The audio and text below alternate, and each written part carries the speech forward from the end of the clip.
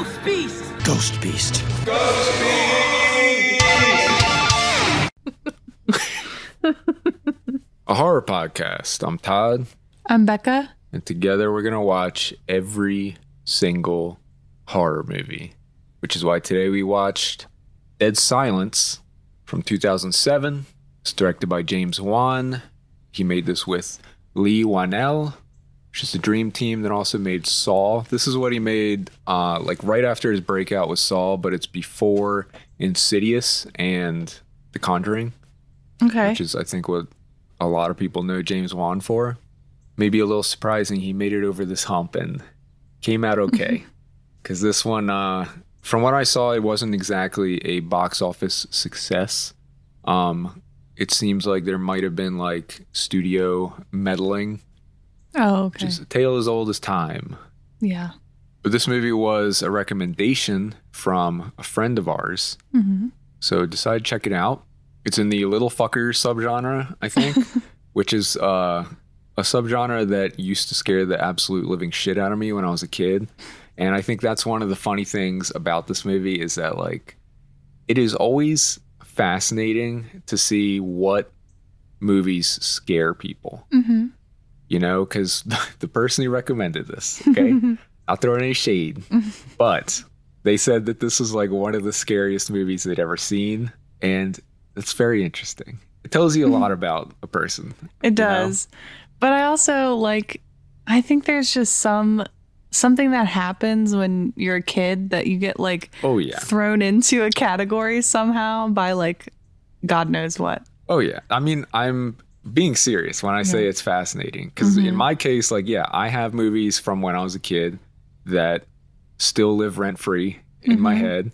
Like I said, it's the little fucker subgenre, like movies like Pet Sematary, Ghoulies, what are those fucking movies called?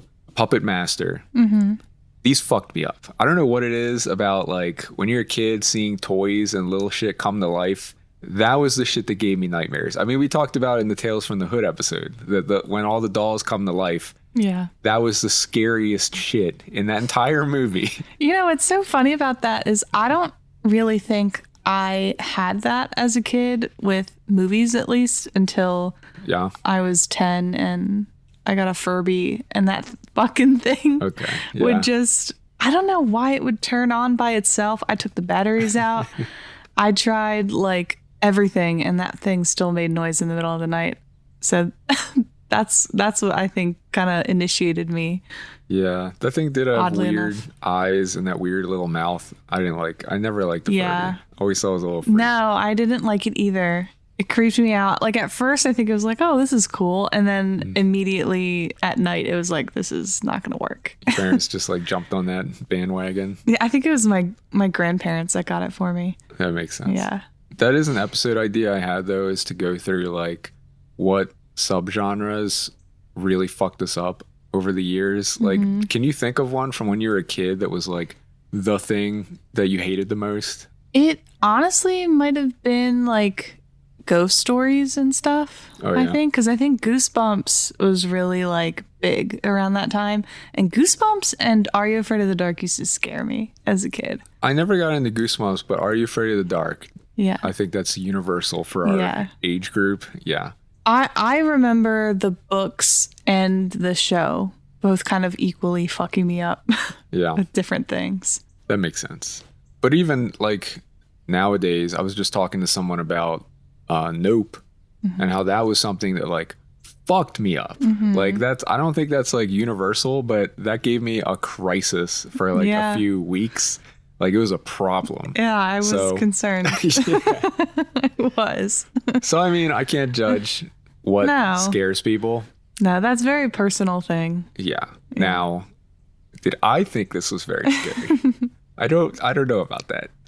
This is it's interesting because it does feel like a movie that fell into the cracks a little bit, because I'm very familiar with James Wan. I wouldn't say I'm the biggest James Wan fan. He does make very mainstream, he has this lane, and I'm not talking shit. I don't think there's anything wrong with his movies. I liked Saw. I thought it was a little disappointing at the time. I think we talked about this in the I loved X Saw episode. Yeah. Insidious, I thought was cool doing stuff. The first Conjuring, I thought that was pretty scary. I remember when that came out, everybody was talking about The Conjuring. Yeah. That's what I'm saying. He was making some real mainstream hits. Yeah. That even became like a quick inside joke in my family. Because like, especially if we were all on vacation together, somebody would be like, and everybody get all freaked out. It's universal. Yeah. But like Dead Silence, I had heard of this one. I didn't even know it was James Wan's movie for a while. It wasn't until I really looked into it.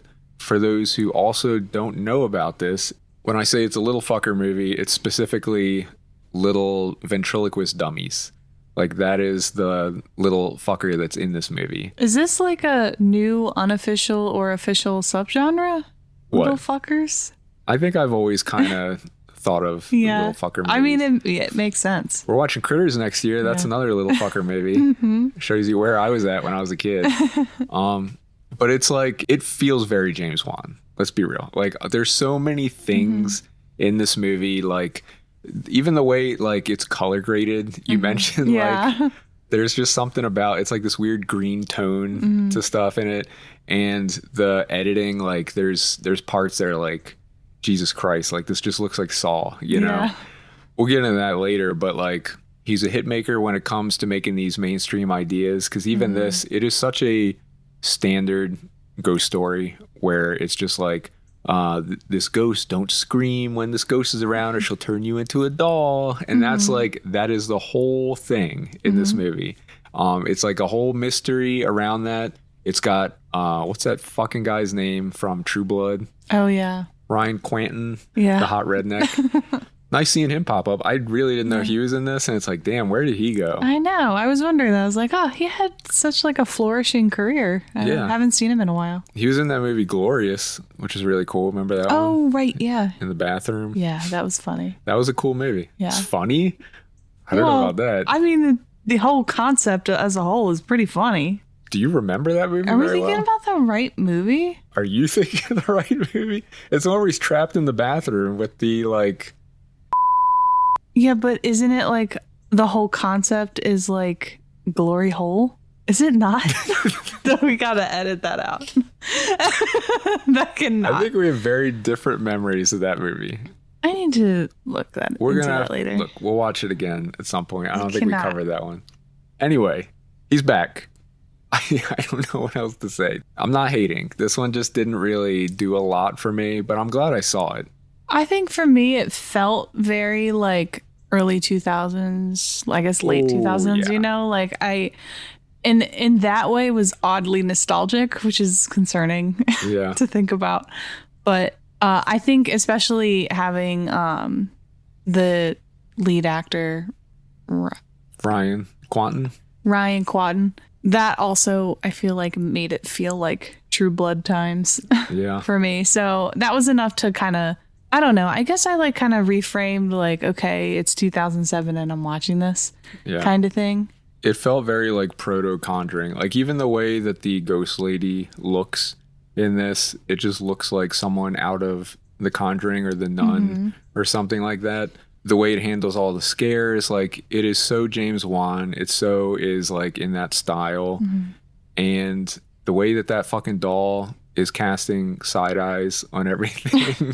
So that was really funny. But yeah, it was pretty fun. Just like the Saw movies, you have a fucking crazy ass detective who is just doing way too much. We'll get into all that when we get to spoilers. But as far as content warning though, listen, if you're scared of little fuckers, if you're scared of dolls coming to life, well, yeah, that is the whole movie. I mean, there's grief, but it's handled so briefly, sort of. Yeah, it doesn't really dwell on any of that too much. He doesn't even seem like really upset. No, he really doesn't. Okay. It's like the opening scene, I don't want to give it away, but there is like, losing a loved one, and we breeze through that very quickly. Yeah. It's just a setup for like the like mystery and the investigation that leads to everything else. Yeah, the whole story is kind of like, how do I put this? The whole story is kind of like folklore and has some novelty to it. It's very unserious. Yeah. Look, if you grew up with this, I could see it. having an effect. Oh, yeah. I've seen this as a kid. No would have definitely fucked me up. Yeah. Especially when I was in my era of hating little things coming to life. Yeah. I probably would have been pretty scared. I think it's like The Conjuring took a lot of the wind out of it, though, because it uses a lot of the same types of scares and stuff, but just does it better. Yeah. And it just feels like, he refined it by then. Mm-hmm. But it's an interesting piece of horror history. Glad we saw it. Yeah, I'm glad we saw it too. But, I think the main character doll is... Okay, you're just ready to go. I'm ready. We'll talk about the doll in spoilers. I don't think you ever see the doll like moving around, right? Not besides its eyes and its head, really. It's not like running. You see those fucking eyes. Yeah. They take full advantage of those little side eyes constantly. That's so fucking funny. I mean, that's kind of like all you can do with those dolls, but every time something happens and the doll just side eyes stuff, we were cracking up. Yeah, I will say that prop is really well made. They did a good job with that. It's a creepy ventriloquist dummy, sure. Yeah. So, I mean, the story, though, like, it's funny looking at it from a distance and seeing, like, it really is like Saw combined with The Conjuring in a lot of ways, because it's a ghost story like The Conjuring, but like Saw, it's a big mystery where, like, you're uncovering all this stuff, and there's a detective who's just doing so much. He's doing everything. He's doing whatever the fuck he wants. Yeah. Like, it gets to a point where it's like, are you really a detective? Like, what are we doing here? Do you have jurisdiction over here? But, like, yeah, the setup to the story is at the very beginning. Ryan Quanten, who plays Jamie, shows up at his apartment where he lives with his girlfriend. Wife or is it wife? I don't know. I think it was his wife. Look, she disappears very fast. Yeah, she does. Okay, she gets killed very, very quickly, and they kind of set the stakes as like, this thing is very dangerous because she dies brutally. Yeah. I mean, the way that they turn people into quote unquote dolls is basically just ripping their tongue out. Mm-hmm. And it looks pretty gruesome. And that's the whole thing is he comes home, finds her like that, which was a little funny that he comes home, there's blood everywhere. And he's just like, hey, where are you? Like, he's just like not super bothered. I think I'd be freaking out way more if I saw that. Yeah. His reaction kind of took me out of it for a sec. I was like, hold on. You came to a hallway full of blood and you're like, where are you? Yeah. And he just does the horror protagonist thing of like, well, we have to investigate. I have to go back to my hometown and figure out what's going on. None of which I think I would be doing. I'm sorry. Like, I would be way too busy grieving to be doing all that shit.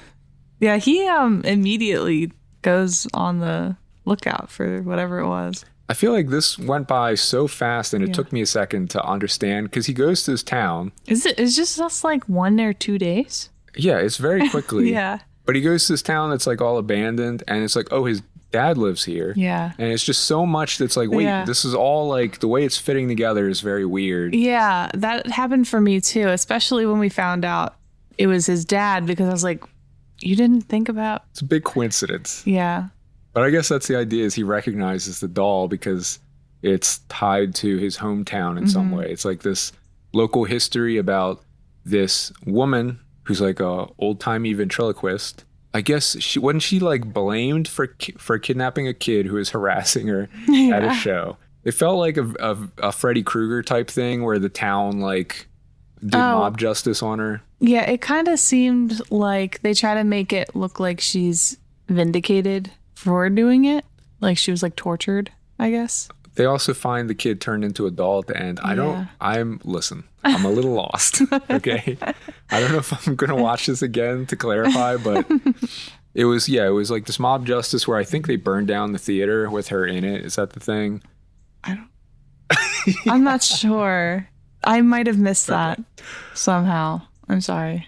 She dies somehow. And then it's her spirit coming back, and I guess it's like she's inhabiting these dolls. Yeah.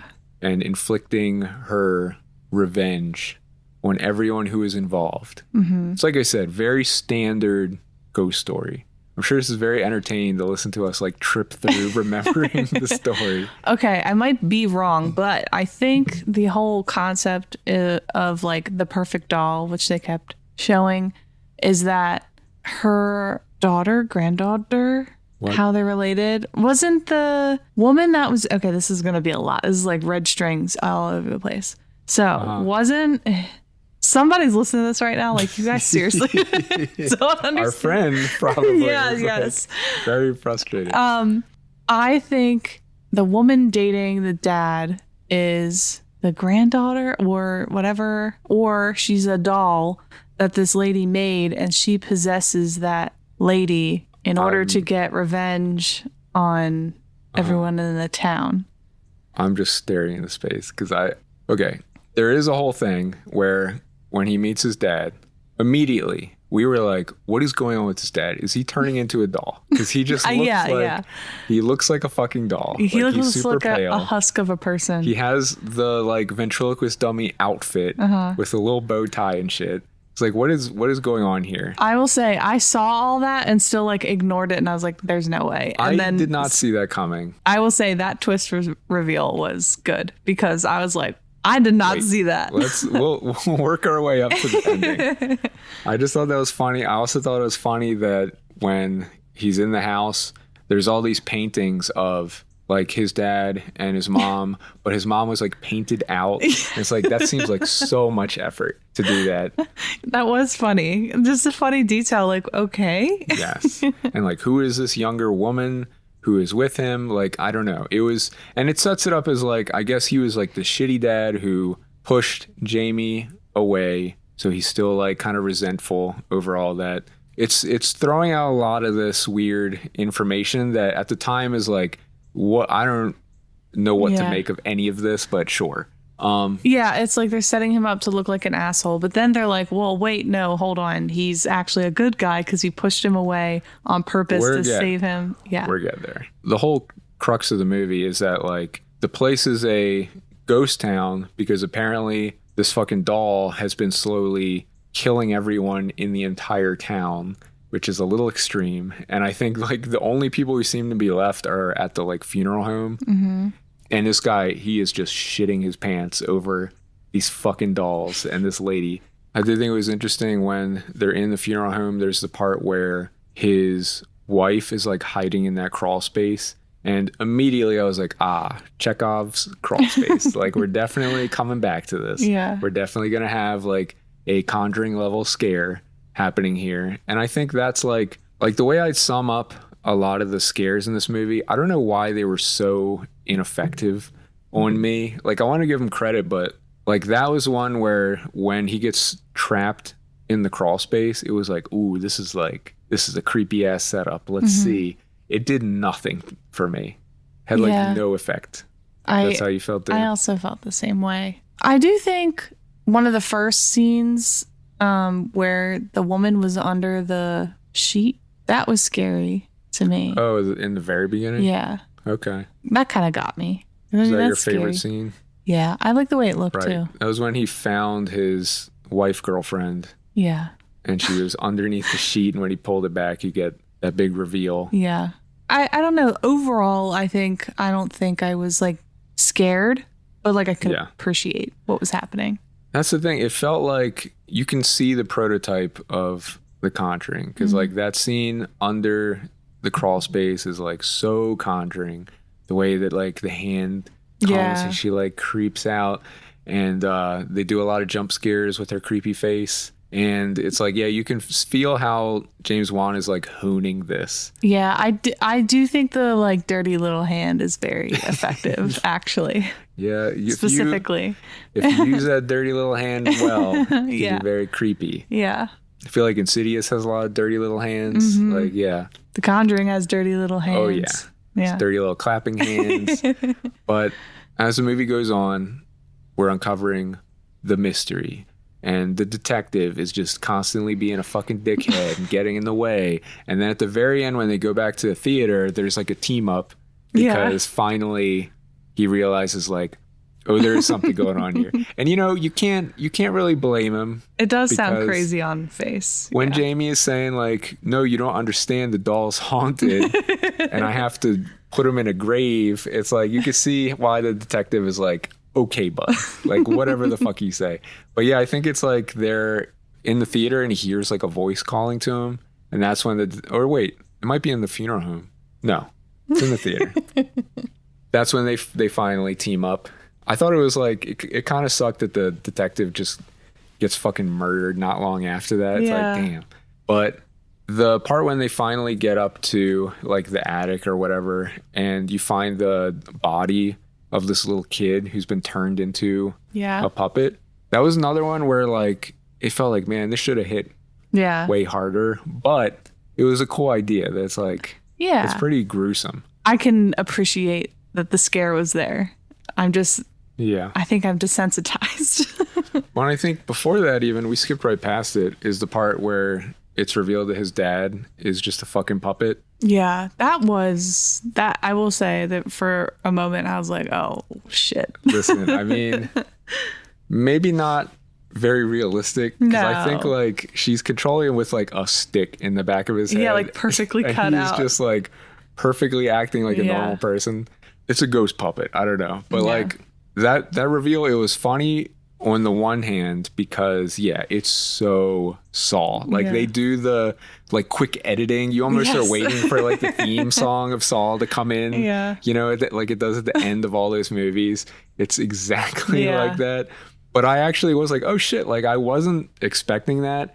And the way it looks, where it's this huge cutout in his back. And a big stick. Yeah, and like she's feeding him, and it's like the goop is into sliding a little, like, out. Slop bowl at the bottom. Yeah, that was pretty crazy. That might actually be my favorite scene. Yeah. I thought that was... I mean, that was actually pretty well crafted. Like, it looked creepy as shit. That summarizes a lot of this movie for me, is like there's a lot of interesting stuff like that where I can kind of look at it from a distance and be like, yeah, that's pretty cool. But watching it didn't fucking do anything for me, honestly. It is funny that like the way to beat her, I guess, is just to use a shotgun to blow away every one of those dolls. Yeah. And I think, doesn't like everyone die at the end of the movie? Because he screams. Oh, he screams. Yes. Yeah, I guess so. So I think they were kind of setting it up for a sequel, but since it wasn't a success, they dropped the Dead Silence brand. Yeah. I will say it was pretty cool each time when the doll, I guess, activated, and the way the sound design was, where it got like literally dead silent. I did think that was pretty cool. Oh shit, I just realized we went from Dead Silence to Annabelle. You know, it's interesting. He seems to have a certain way of playing with this stuff, because it's like I said, you never see the little dolls running around, which I think is a good choice. And yeah, I think that makes it look silly. That would probably take a lot out of this. And Annabelle has that same kind of concept. Like, you don't see her running around doing shit. And Annabelle, I think I remember that kind of scaring me. I think I was scared watching Annabelle. Oh shit, is Annabelle like the spiritual sequel? Maybe. Like, I'm not done with these dolls. I can appreciate Dead Silence for that. That's something. Now the other Annabelles. Look at that. It was fun. I'm glad we saw it. Can't say we're like the biggest James Wan fans. We definitely have thoughts about Malignant, which we'll have to get into that someday. Yeah. We're not on the Malignant train, I don't think. No, not exactly. But Saw was very influential to me as a kid. Yeah. So I can give James Wan that. I think I've talked about it before, that Saw is like one of the things that got me into special effects, because I was just like fascinated. It's crazy. He only directed the first movie out of all of those fucking movies. But yeah. Did you have anything else? No, I'm glad we watched it though. It was good. Totally. But you can go ghostbeast.com for all our links. You can also search for Ghost Beast Pod. You can follow Lux Fatale to check out Becca's horror artwork. And you can also check out our store, which is linked on ghostbeast.com if you want to support us. We have stickers, and do we have t-shirts now? We're getting there. Okay. We're getting there. We're getting there. But we are on Letterboxd. Follow Ghost Beast, where we rank everything we cover. I got a spot. I put it above Wolf Cop and below Phantasm Ravager. Yeah. That seems appropriate. I put it at number 127 on our list. You can contact us at podcast@ghostbeast.com. What horror movies fucked you up when you were a dumb kid? Nope. Don't want to say it like that. Why'd you say it like that?